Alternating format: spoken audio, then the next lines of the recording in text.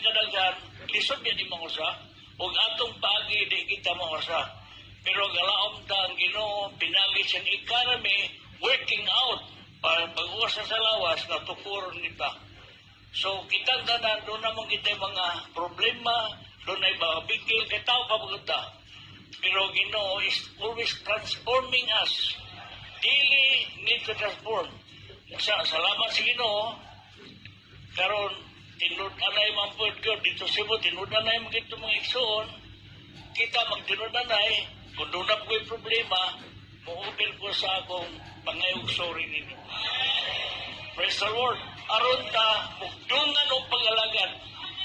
Nahibaw mo, kay karon diri sa Leyte o Leyte o Summer, wadi mo kay bao, doon ay 17 ka team, katrabaho ko diya sa way mga lokality. 17 teams, magtiayon tuwa dito, ang bandiha dito naging puyo. Nga karon na na mga lokality na sinigi trabaho. So we need to pray for that. So, salamat sa Ginoo, ang Ginoo nga trabaho gyud.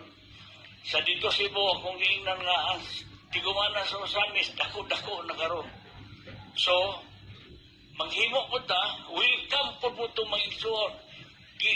With the open heart, karon June 2, tanang mga elders, gawa sa Jinsan, naghimo na 300 kapit ka elders, itambong sa 1 week training sa mga elders. June 2, doon na po 1 week training sa mga elders for 1 week. Ibana-bana na mo mabol 600 to maybe 1,000. Ipangandaman na ang tutulugan. Dayon, magsugod na po ang PTO training June 17. Mga 500 di kabog for 6-month training. So grabe ang buhat sa Ginoo. Gahulat na gid ng Ginoo nato. So we give our time, we give ourselves to the Lord, and the Lord will really work something within us. So salamat sa Ginoo with this open heart. Our heart. We are not perfect enough. No? We need to come to the Lord with an open heart, with forgiving heart. Hallelujah.